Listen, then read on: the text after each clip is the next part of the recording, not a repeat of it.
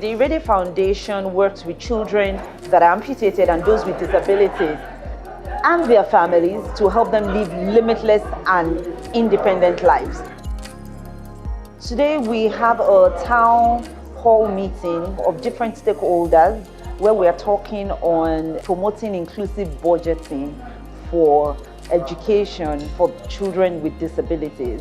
And the whole essence and the idea basically is to have our different stakeholders, from organizations of persons with disabilities to people with disabilities themselves to ministries and parastatals and MDAs, being available and having the conversation together on inclusive budgeting and why it's important for children to be catered for in this regard.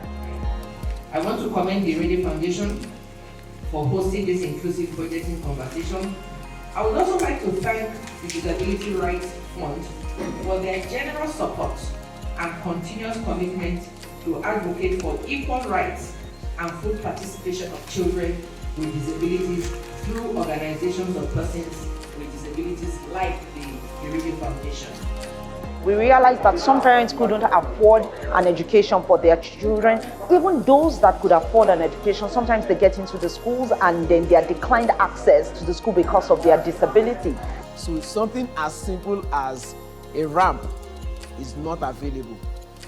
So these are just small modifications. So a lot of time we've realized that it's not a problem of money, it's a problem of will and sensitivity. Are we thoughtful about it? Are we bringing it into their face? Is it a conscience issue? Hence why we now thought of how to drive from the policy and advocacy angle. When a person does not have education, that person is largely limited. It's worse for a person with disability. Without education, you can't get income. Without income, you can't access health, you can't access schools, you can't feed your children, you're trapped. And that's why it's very, very important that everyone, including a person with disability, need to be able to access not just education but good quality education, education that is equitable, that attends to people at different levels. At the end of today's meeting, I hope participants are fired up enough to develop a communique that's compelling, that calls to the conscience of every Nigerian. The key takeaway for me would be that a lot of the participants understand the issue. They realize that disability is everybody's business, it's everybody's problem, whether you're living with it or not. You're concerned, you have a responsibility to act and prepare towards, the challenges that are facing persons with disability. I want participants at the end of the meeting to go back, pick up the communique and be able to run with it, engage government, engage other stakeholders, engage their circles. It could be in church, in mosques. What can we do, as a group? Politicians will not give us inclusive budgets if they don't know what inclusive budget is, if they don't understand it. So it is hard when they don't even know what we want. So therefore, it must be our position to give them the solution. We must recommend clear solutions. One of the things that I heard during the panel conversations that is really key, it's about really being a part of the process, which is one of the things that we're driving on budgeting, because budgeting doesn't just happen. It takes a journey and it's a cycle. Any item that you see in the budget already has an owner. Somebody was working on it, championing it, following up until it became a budget line item. So the first thing is to be involved in how that budget is being cooked. What will the line item look like if it is an inclusive budget? Write it down, make sure it's in there. Work with the stakeholders who are preparing the budget. Whenever there is a call for, give us your budget. Try and help to add that item into it. It's a serious fight when it comes to budget. That means that you have to have a champion. They might give you an envelope of 41 billion. By the time all this process is done, 1 billion you won't see. So you need people in the room who have the clout and who have the ability to champion the process all the way to the time when the budget is passed. Because at any time T, occasion O, that budget line item will disappear. So in budget formulation, we want to ensure that citizens and persons with disabilities, we are not consulted, we are in there. We don't want to wait to be invited. We want to establish relationship and make sure we are in there. IREDE Foundation should be able to pick up their phone and call PA essay directors the Ministry of Education. Oga, what's happening? When is this policy happening? When is the budget happening? When are we having budget planning meetings and the rest of them? IREDE Foundation should be able to even host 2024 inclusive budget for persons with disabilities in collaboration with the ministry. We need to be able to do that before budget starts. When the budget goes to National Assembly, legislators are politicians. So in budget scrutiny, a lot of time they don't pay attention. So they depend on civil society organizations to inform them on what should be in the budget of Ministry of Education, what should not be.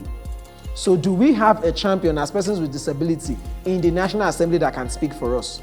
Can we give a position on 2024 budget to legislators when they are doing budget defense? Are the legislators going to speak for inclusive persons with disability in the budget process? The second thing for me will be having the right knowledge and being able to know how to drive this. And this I can make happen by collaborating with other organizations also that are doing things that are possible in that regard. And after now, being able to engage the different MDAs that are involved in the budgetary process. If we talk from now till tomorrow, and you don't involve the Ministry of Education, you will never get inclusive budgeting for inclusive education. They are the ones that will do it. Policies are not documents by organization. You can't write a policy for federal government. You get an arm of the federal government to take ownership of that policy. And if you're pursuing policy, strategic policy formulation, you must learn that there will be a day that you will not be recognized. In fact, the success of a policy is when you write a policy and somebody you don't know will take the policy and implement it. I think in working with government, what I've learned is you have to show them the bottom line. How does this make me look good? And I think going forward, we need to start thinking about our interventions. Let's do like a win-win when we bring them to the table. So in some of the exercise we'll do today, we'll try as much as possible to make sure that our points are bullet sharp points.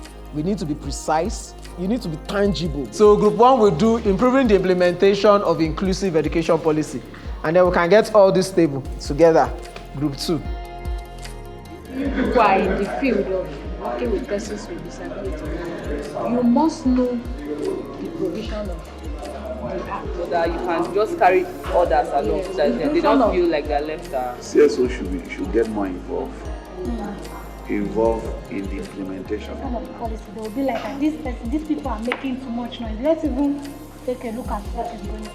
We also said that introduce inclusive education in existing faculties of education in universities, also in the traditional colleges of education. To begin with first, it's horrible. In my institution, I know how much we have invested to just keep the lifts working. You cannot go beyond the ground floor. So if you just look at many institutions like that, I'm just addressing accessibility alone. It's a big check. If I say 2024, first level, accessibility, let's even try to work on it. Then next thing I ask, I say, you need power to get technology. Pushing funds for this because the government cannot do it alone. And when we go back to the government, knowing that some of these things have been put in place, we said that they should stop backing and start biting. Thank you for listening.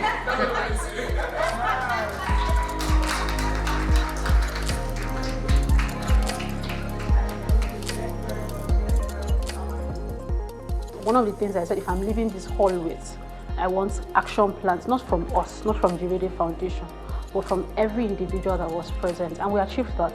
I mean, breaking into groups, it's safe to say that we had representatives from every voice that contributed to it. So on the outcome level, it was 100% for me. It's been 3 years that I've been coordinating this project on inclusive education.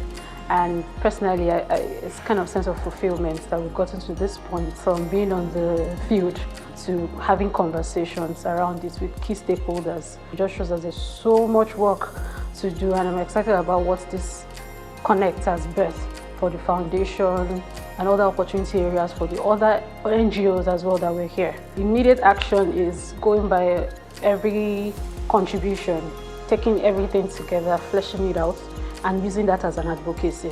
So just using this opportunity to say thank you to everybody that showed up physically and joined virtually, even people that genuinely wanted to be here, but they couldn't make it. They're saying thank you, Lee, for honoring us. I mean, this is our first event in Abuja, and you guys didn't follow our hand in that sense, so thank you.